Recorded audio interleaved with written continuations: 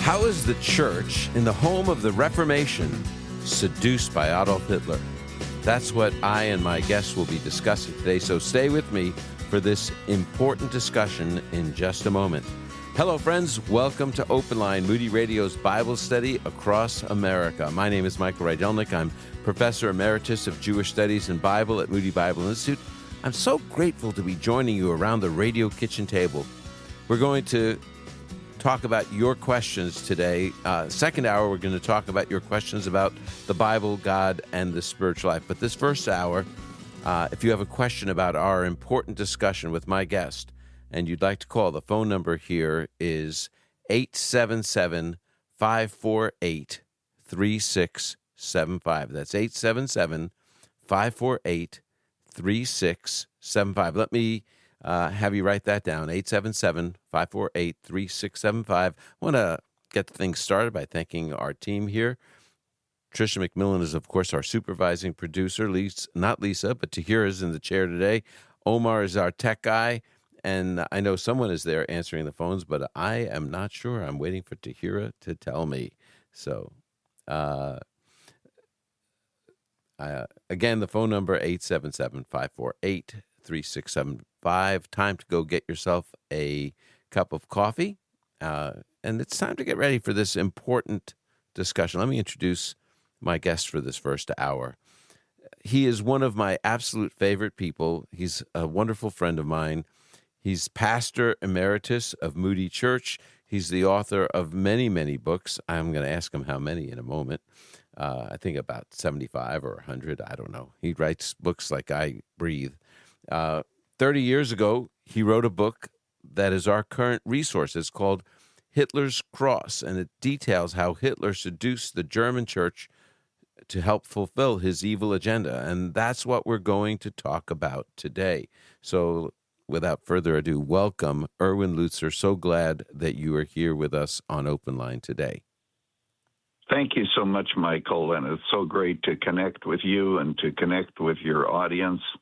And yes, people can get a cup of coffee, but I hope that they keep their radio on even while they're walking into the kitchen. I want to point out that the book Hitler's Cross that you mentioned, the subtitle is very important. How the cross was used to promote the Nazi agenda. So you're absolutely right, Michael. We're going to be talking about how Hitler seduced the church, and why, and how that all happened, and why the church became so enamored with Hitler that many churches took the Bible off the altar and put a copy of Mein Kampf on. Mein Kampf, of course, is Hitler's book, namely My Struggle. And so the question is, how did that happen? What are the lessons? And how does it apply? Well, I want you to know, I read your book when it first came out and have used it. I taught a course it was called The Holocaust History and the Crisis of Evil. I've taught that for about 30 years. And we always referred to your book. It wasn't a textbook, but it had required reading within it, and it's something that I referred to constantly in all these years. I think it is a terrific book. But what prompted you? You're pastoring in Chicago at the time. What prompted you to write Hitler's Cross? Why did you do that? Well, I was leading a tour to the sites of the Reformation in the early 1990s, and that was a long time ago. And in Berlin, we always stopped in Berlin, and I began with an interest in Hitler and, of course, World War II and all the events. And I was in a museum in Berlin, and I saw pictures of the swastika with the cross of Christ in the center. These adorned the German churches, both Catholic and Protestant. I stood there and stared at that for a moment and said, somebody has to write a book on how it is that the church was so co-opted that you have Christian nationalism, and that, by the way, is Christian nationalism at its worst. Why is it that the church bought into Hitler's agenda, and what are the lessons that flow from it? And after I was there at the museum, I caught a cab to go to the Kaiser Wilhelm Church, And that, of course, is a symbol in Berlin, in mid-Berlin, on World War II. And I noticed that as I looked at the reliefs, even that were beautifully put on the ceiling of the church, here's a picture of Kaiser, which means Caesar, the Kaiser era. There were two Kaisers, really three, but one reigned very briefly, so we don't count him. During that era, that would be after World War I. And I looked at that and I said, look at that. The Kaiser is leading people to Christ, and he is the head of the church. So how did all this work, and how do we unpack it? So that's what the motivation was. Yeah. Wow. And now, it just is amazing. I have to go, this was not planned, but you mentioned that this was Christian nationalism. I hear a lot about Christian nationalism today. How do you understand Christian nationalism? Christian nationalism is when the political agenda is really the emphasis and not the agenda of the gospel of Jesus Christ, where there's such a blurring between the two, or why the gospel becomes a political agenda. So that's Christian nationalism. Yeah. But today, of course, in our day and age in which there's so much hype, political hype. Yes. If you honor the flag, if you salute the flag, well, you're a Christian nationalist. If you love America, you're a Christian nationalist. Of course, that's not true. No. There's a difference between loving your country, which is, I think, something, we're supposed to respect the government, honor the king, all those things, honor the emperor. But there is a movement now that wants to, of sort of a radical Christian nationalism that I'm hearing about here. And the way this is how, and it's linked, this new kind of Christian nationalism is also engaging in this is sad to say, but they're embracing hatred of Jewish people. And I was talking about this with a friend of mine. I wanted to know what you think about this. He said, when you embrace Christian nationalism as if your country is the embodiment of the gospel, what happens is anyone who doesn't believe the gospel becomes an enemy of the state. How would you look at that? Michael, the way in which you stated that takes a lot of thinking to unpack. Yeah. But let's first of all begin by the fact that there is a lot of anti-Semitism. Can we begin there? Yeah, sure. That is coming out in the country. And anti-Semitism, by the way, we have every right to criticize Israel. We have every right to say that, to be concerned about the Palestinians, and that isn't anti-Semitism. But if you begin to say that you want to free Palestine, which oftentimes today is associated with what Hamas wants to do, well, obviously you are then guilty of anti-Semitism, because the vision of Islam has never changed, and that is to destroy the Jewish state, to push Israel into the sea, and therefore to do away with Israel. And that agenda is very strong. And so there are many people who maybe even unknowingly are supporting that kind of an agenda. And many of them, of course, are very consciously doing that. What I think we have to do is to make it very clear that Israel has a right to exist. It has a right to defend itself. And we have to recognize that. I think as Christians, we ought to. And if you talk about anti-Semitism, we could get into that during the Hitler era as well. Yeah. But how it relates to nationalism, what I want to say is this. There are many people who are accused of being Christian nationalists just because they honor the flag and they love their country. And which that, of course, I honor the flag. I've got one flying in front of my house, an American flag for the holiday, and I love America. I mean, I have to say, but that doesn't make me what people call a Christian nationalist, right? Yeah, because you know why? Why? It's because you believe the gospel of Jesus Christ has priority. Mm-hmm. You believe that the cross is above the flag. Mm-hmm. And so politics is very important, but it's not all important. And so we keep distinct. We argue that Americanism is not the gospel. And so what we do is we keep the cross of Christ above all political parties, and we honor that, and that is our primary agenda. But at the same time, we do love our country. Now, many of your listeners may know this, many may not, but I was born in Canada and then came here with my lovely wife, Rebecca, and I became, of course, an American citizen. And I have to say this, Michael.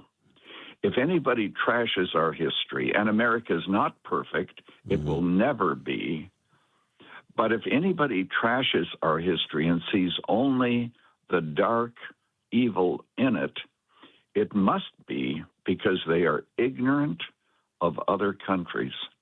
I've traveled to Russia before the wall fell. I preached in the Ukraine, Russia. You go there, and of course, what you have is empty stores. You have no freedom.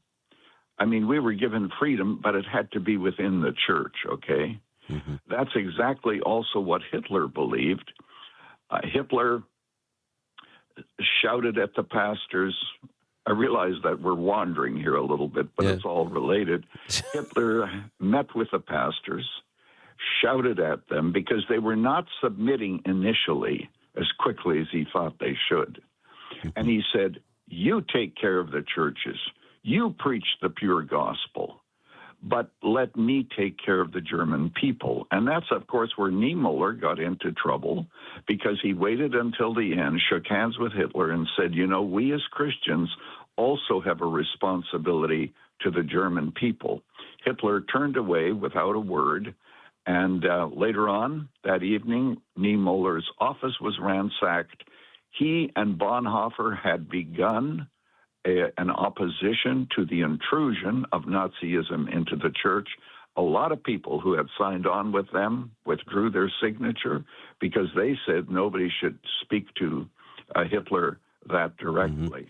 Now, let me do this. We're going to take a break. We're going to talk. This is related to Luther's two kingdom theory, and so I want to talk about that when we come back. I do want to tell you a little bit. This is our current resource. I'm going to talk about that also when we come back. Hitler's Cross, a book that you don't want to miss. My guest today is Pastor Erwin Lutzer. I'm so grateful to be with him. We're going to be talking about Hitler's Cross again when we come back, so stay with us. This is Open Line with Michael Rydelnik. We're going to be right back with more about Hitler's Cross.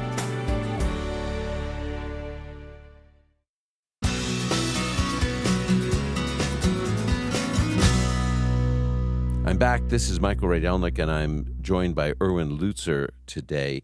I do have to say that the reason I asked Pastor Lutzer to join me today is because we have been using his book that he wrote, his phenomenal book, Hitler's Cross, for this month and last month for our resource.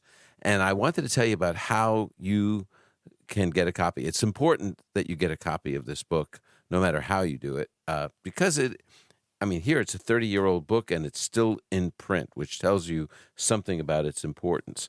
Not only that, its message, I think, resonates even more today because I believe sometimes believers today can be seduced by evil, and the church can be seduced by evil, and that's what this is about. The book is called Hitler's Cross, and it's how the German Christian churches were seduced by Hitler.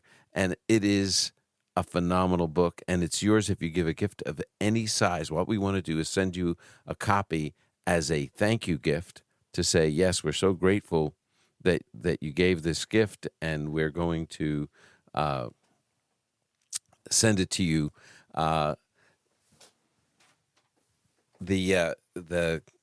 The way to receive a copy is to send a gift of any size. We'll send you a copy of Hitler's Cross. All you have to do is call 888-644-7122. That's 888-644-7122. 7122, or you can go to openlineradio.org. And I know, especially after hearing Pastor Lutzer talk about this book, that you'll very much want to get a copy of Hitler's Cross. Well, Pastor Lutzer, listen, this is, I think, such a phenomenal book because it deals with church history. And, Luther's theory was that there were two kingdoms. There was the kingdom of God and the kingdom of man, and that the pastors had oversight of the kingdom of God, and that Hitler or the government would have oversight over, or the government would have oversight of the kingdom of man. And then what Hitler tried to do was to get control of the church. He was trying to say that baptized Jews could no longer serve as pastors in the church, which led Niemöller and Bonhoeffer to form the Pastors' Emergency League. Now, Hitler crushed that. What happened? Well, yes. Here's the thing, first of all, about Luther. To some extent, what he said is true. There is a difference between the government and the church. The symbol of the church is the cross, and the symbol of the government is the sword. The responsibility of the government, and this even relates to immigration and protection. Paul says that the purpose of the government is to reward those who do good, to punish those who do evil. And so there are these two spheres. But here's the problem. The Germans believed that they should carry out the orders of the secular government sphere, no matter what those orders were. So there was this propaganda, and that, of course, played a huge role in all of this. There was this huge propaganda, and they believed that they should be lockstep with the government and what it required. So when Hitler said the Jews are really subhuman and should not be protected by the laws of the land, they went along with it. And if you ask the larger question, how could they be so blind? That shows how incrementally churches can lose their moral and spiritual foundation. And not only that, but when people are in a crisis, when your kids are hungry, when there are soup lines in Munich and Frankfurt and in Berlin, and people are desperate, they will do desperate things to survive. And one of the things I do in my book is to help people to understand how it is that a German young person growing up with some kind of a Christian background, why he would be willing to violate his conscience and go along with the flow, and how that conscience does have to be deadened. So here's the point. So people believed that as soldiers and those who were in the military, Hitler's SS, that they could kill Jews during the week, go home on the weekend, attend church, and listen to the liturgy. At Christmas, they could sing Christmas songs and enjoy Christmas with their families and think of themselves as very good Christians. And then during the week, there they are doing these atrocities. This is why this book, if I might humbly say, is so relevant, is because it shows us an insight into human nature, how human nature is willing to justify anything that the heart wants to do. Yeah, and what I was thinking of is that Niemöller believed that the Pastors' Emergency League was so important because it showed the independence of the church. But the pastors were paid by the government.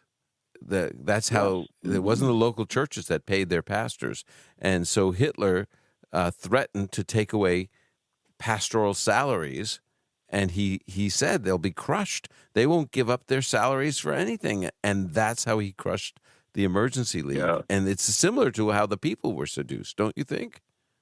Exactly. As a matter of fact, what he said about the pastors is they will cower like dogs. They will do anything for their miserable salaries. And so that's what it came down to. And, speaking about Niemöller and Bonhoeffer, And maybe, again, this is ahead of where we should be in our talk. But here you have the Pastors Emergency League. You have the Confessing Church, because Bonhoeffer preached confess, confess.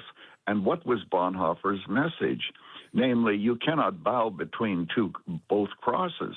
You can't bow before Nazism and have that as your God, and then on Sunday kneel before the cross and say that the cross and Christ is your God.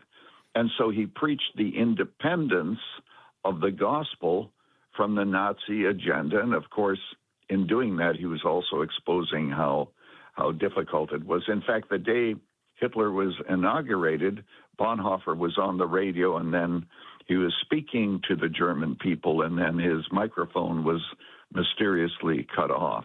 But here's a lesson that comes to mind. All right, here you have the Confessing Church.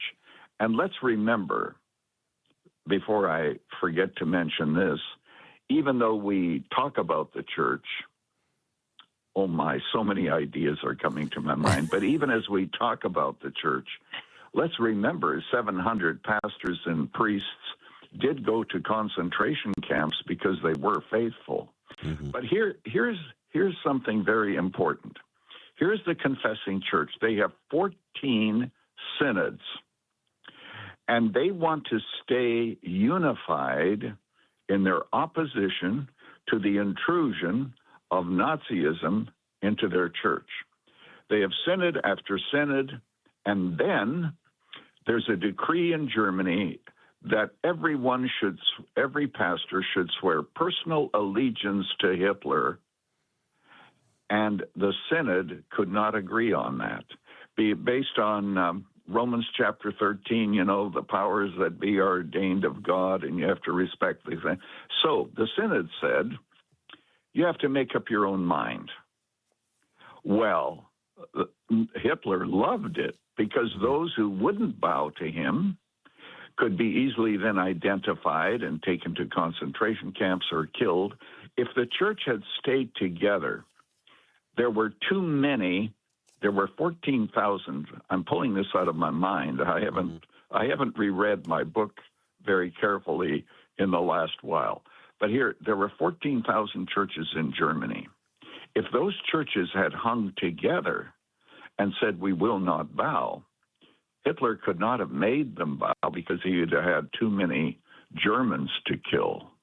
So when the church lost its unity and fragmented, that was the end, and that was Bonhoeffer's great disappointment, is that the church didn't stay. One other thing comes to mind, and then it's time for you to ask me a question, Michael. Okay, good. Well, here's what I was wondering about, and most people are not aware of this, that there was a movement within, when you think about the Protestant church in Germany, and this is what I wanted to ask you about, they were called the evangelical church, not the way we use the word evangelical. Right, exactly. And then what happened was there was a faction within the evangelical church that was called the German Christian Church, right?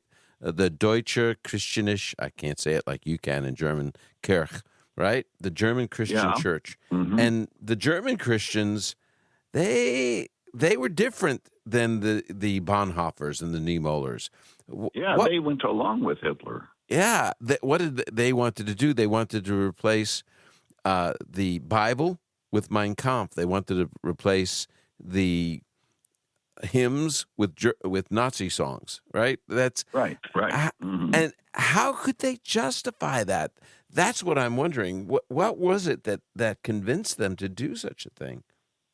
I mean, one was elected the bishop of the evangelical church, right? The leader. I have to begin with that story, and then I'll get to your question. Okay, we've got a minute, so tell that story in a minute, and then we'll take a break, okay? All right.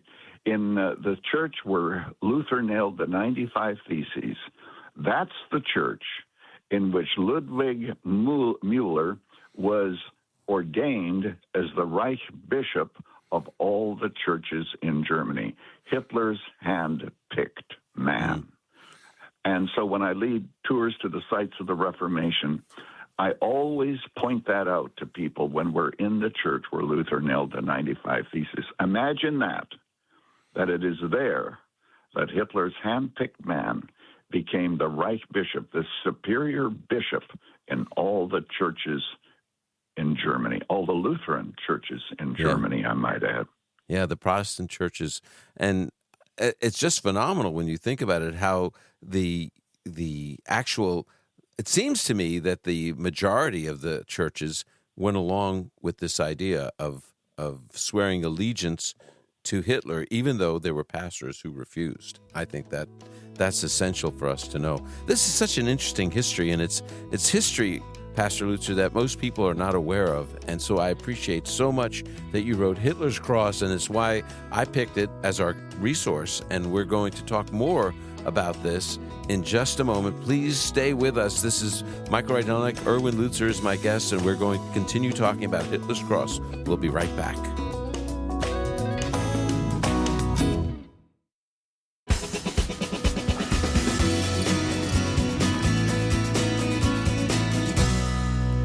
Welcome back to Open Line. So glad to be with you and have my guest, Pastor Erwin Lutzer, talking about his phenomenal book, Hitler's Cross. It's an award-winning book. But before I get right back to those questions, I did want to tell you about some things I need to tell you about, which is essential. First of all, I appreciate we have a phenomenal team at Open Line, and it makes it possible for me to be on the air with you every week. And I appreciate everyone that listens. Thanks for being part of the team. Without you calling, without you asking questions, without you listening, there would be no Open Line. There's also part of the team are the people who commit to give monthly to Open Line. They are our kitchen table partners, and I just so appreciate you standing with us for that. And we are almost ready. We'd like to, by God's grace, and if He prompts you, we have just under 1,000 kitchen table partners. We're right around 960. And so if God is putting it on your heart with the fiscal year coming to a close, it would be just such a great help if you could help us get to that number of 1,000. If you would commit right now, the fiscal year is closing in about 8 days or 10 days, and that would just be a wonderful way of planning for Moody Radio if you would make that commitment. And the way to do that, and by the way, one of the things we do is we do a digital Bible study that you receive in your exclusively in your mailbox, your email, and you click on it. It's a Bible study that we do exclusively for our kitchen table partners. It's called a Bible study moment, and that's one of the ways we say thank you for becoming a kitchen table partner. If you'd like to become a kitchen table partner, the phone number is 888-644-7122, or you can go to openlineradio.org. Also coming up next weekend, we're going to be in Chesterton, Indiana for Open Line Live.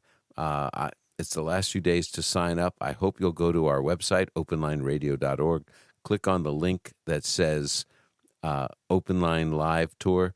You can click on that, and you can sign up then for joining us in the Chicagoland area at Chesterton, at Liberty Bible Church in Chesterton, Indiana.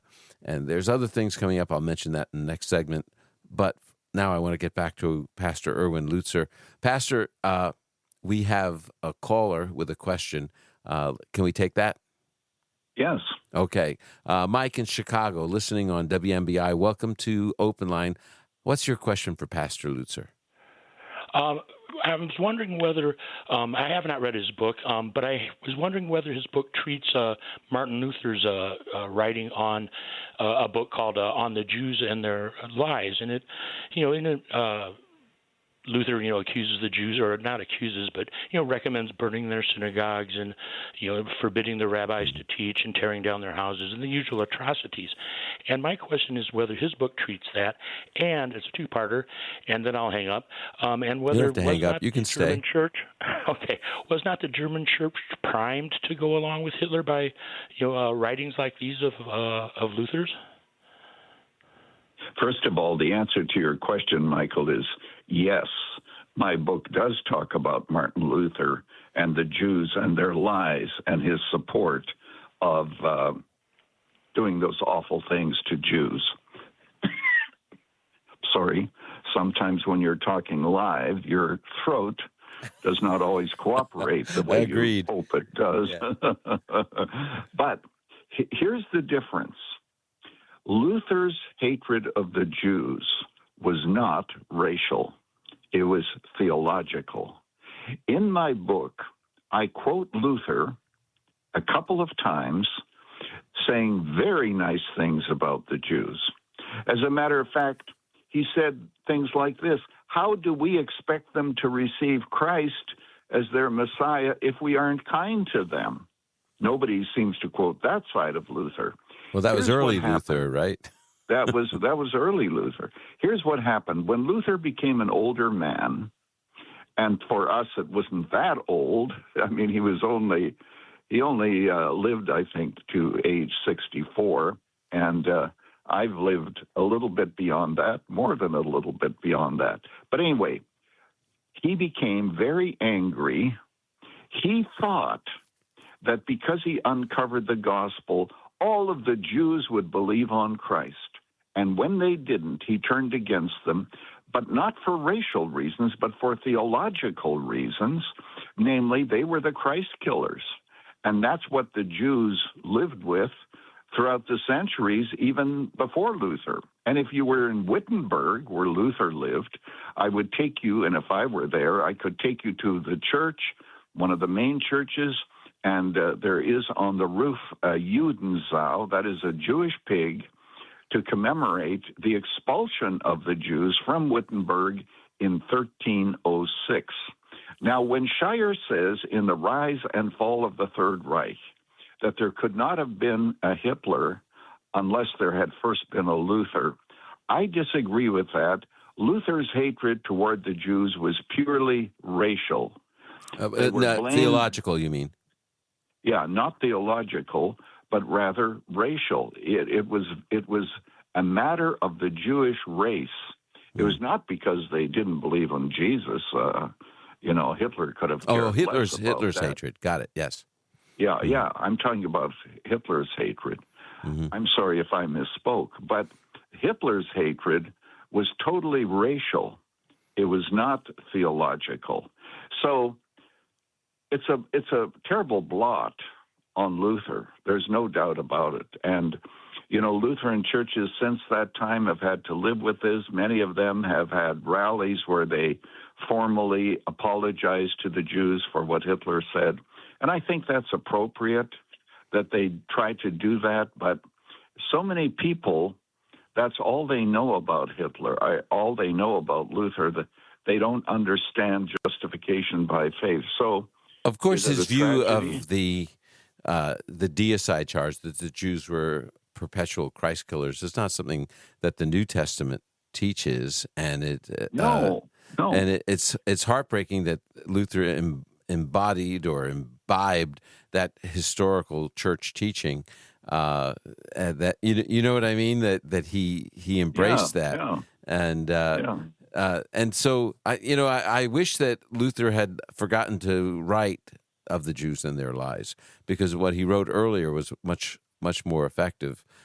It was the title of that book was called "That Jesus Christ Was Born a Jew," and so I totally get the situation, and it's unfortunate that Hitler kept pointing. Hitler would cite Luther, and the Nazis would cite Luther, but they would cite the later Luther, not the early one, obviously, right?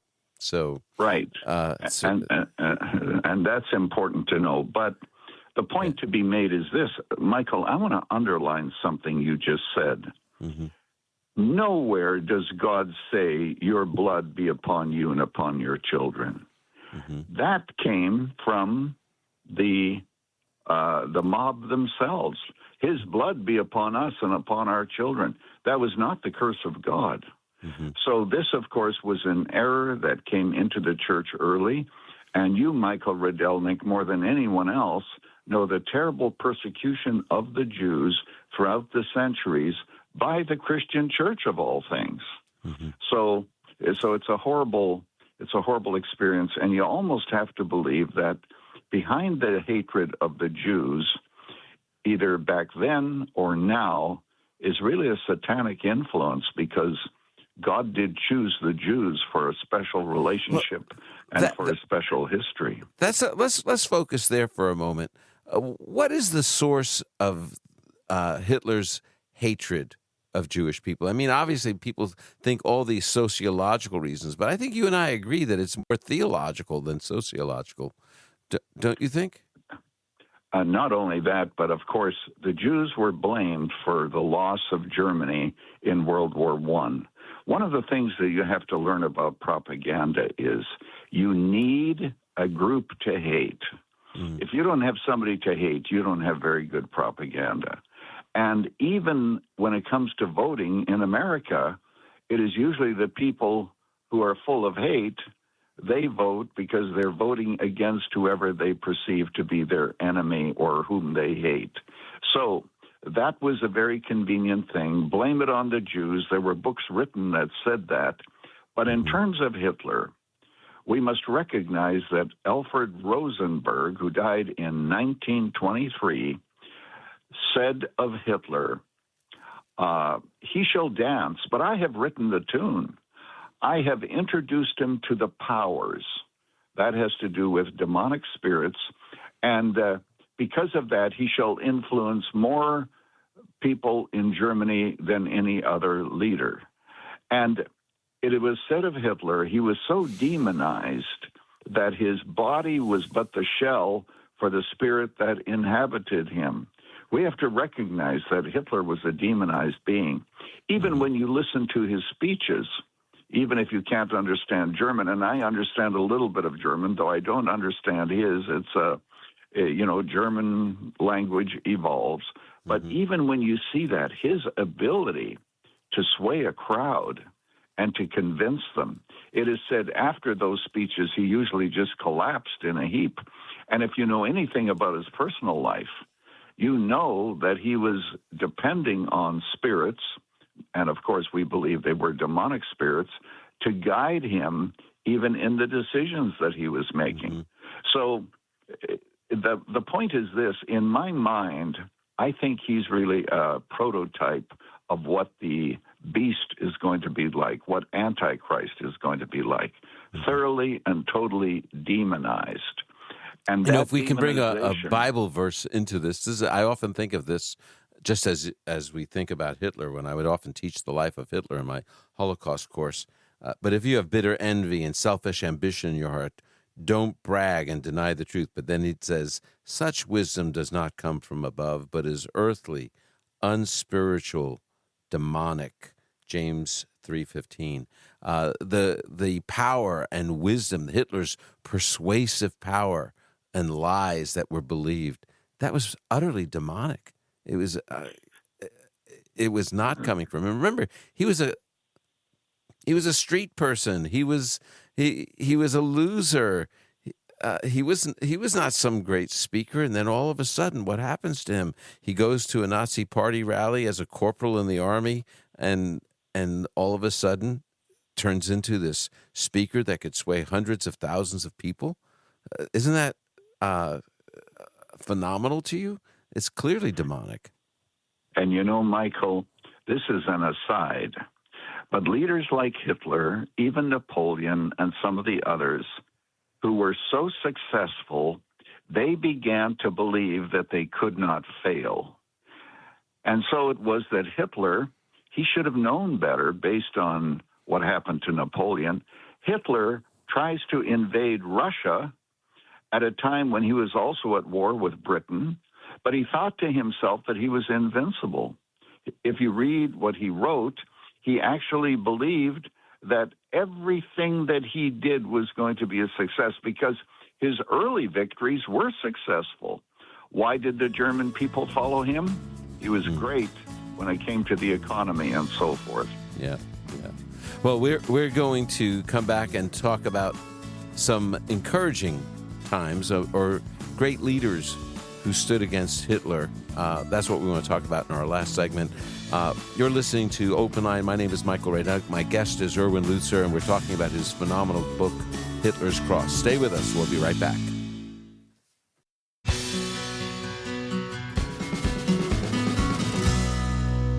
Welcome back to Open Line. A couple things I need to mention before we go back to talking with Pastor Lutzer about his book, Hitler's Cross. I need to mention Chosen People Ministries, who's been with us from the beginning of my hosting Open Line. They partner with us. I appreciate them so much. And people wonder about this ministry. It began with Rabbi Leopold Cohn, who came to know the Lord 140 years or so ago, and he founded Chosen People Ministries. They are offering his autobiography called To an Ancient People, and you can get it free. All you have to do is go to openlineradio.org, click on the link that says a free gift from Chosen People Ministries, and you can receive your own free copy of To an Ancient People by Leopold Cohn, Rabbi Cohn.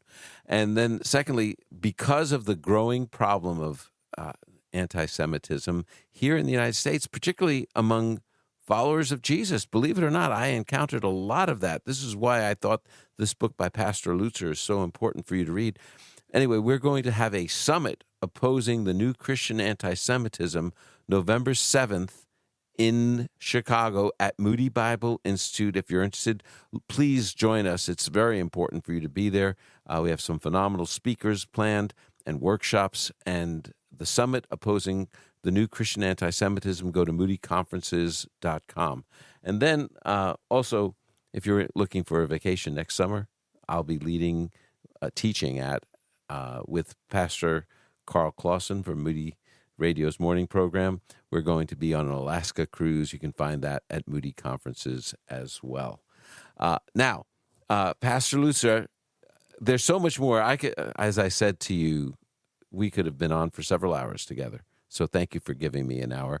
But you and I had a wonderful time a number of years ago. We did a World War II heritage tour, but we included, obviously, the Reformation, modern history, and we went to England and to Germany and to France. We went to Normandy. It was actually one of my favorite trips I've ever taken, Pastor. And what a joy and privilege for me to be with you there. But there were two events that happened in Germany, one for me and one for us together. I want to talk about the first. I'm not even sure that you were aware of what happened. It was a Saturday evening, and we were on our own for dinner.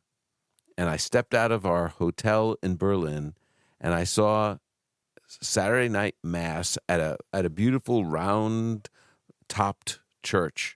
So Eve and I walked over there, and it turned out to be St. Hedwig's Church, which I knew to be the church of Bernard Lichtenberg.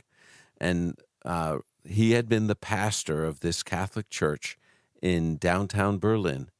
And during World War II, he would pray daily during Mass for the Jewish people. He then tried to send a letter to his church because he felt that there was a great emphasis on the church, his church, to embrace the anti-Semitism of the Nazis. And so he wrote a letter to his church to warn them against this unchristian attitude.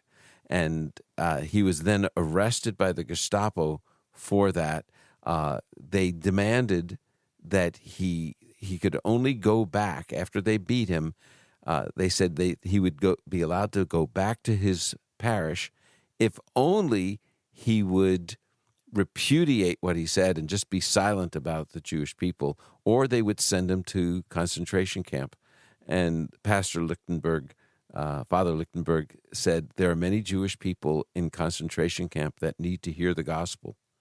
And I will go, and there are Jewish followers of Jesus, he said, who are in concentration camp, and they need to be encouraged. So send me to concentration camp, but I will not stop. And as a result, they beat him to death, and he became a martyr. But the amazing thing to me is that there I was at his church, and I went in. It was open because it was evening mass, and there was a whole area set aside to honor his bravery and courage for the gospel. And that was a very moving time for me because I had been teaching about Pastor Lichtenberg for so many years, and then to see his church was really especially meaningful to me. And so I don't even know if I told you about that, but that was a free night, and that's one of the things that happened. But there was something that happened together, Pastor, that I've heard you talk about many times. I thought I'd invite you to talk about that right now. Yes, I'm so glad to do that. And by the way, the story that you just told, I'm hearing it for the first time. That's wonderful. And there were many brave Catholics and Protestants, of course, who went to concentration camps. But very quickly, here's what happened. When we were on that tour, we went to Nuremberg, to the great stadium where Hitler would speak to 200,000 people. And he so mesmerized them that they would come as skeptics and leave saying, "Our Father Adolf, who art in Nuremberg." But anyway, so here we are. The outline of the stadium is still there. The steps where Hitler walked down and the podium from which he gave his speeches is still there. As a matter of fact, it was there 2 years ago when I was there. And so I said to Michael, let's walk down these stairs where Hitler walked to the podium, and let's do it arm in arm, the German and the Jew. My background, of course, is German. My parents were raised in the Ukraine in their early years, but they were Germans. They came over. And, of course, we know the antagonism of the Germans and the Jews. So, Michael, you and I walked down those stairs where Hitler walked, the German and the Jew. United in honor in Christ. Amen. Well, Pastor, that I still love you just as I did then. Appreciate you so much for joining me. That was Pastor Erwin Lutzer, author of Hitler's Cross. We're going to come back with a second hour of Open Line straight ahead with more of your Bible questions. Thanks so much for listening. Our Bible study will continue in just a moment. Open Line with Dr. Michael Rydelnik is a production of Moody Radio, a ministry of Moody Bible Institute.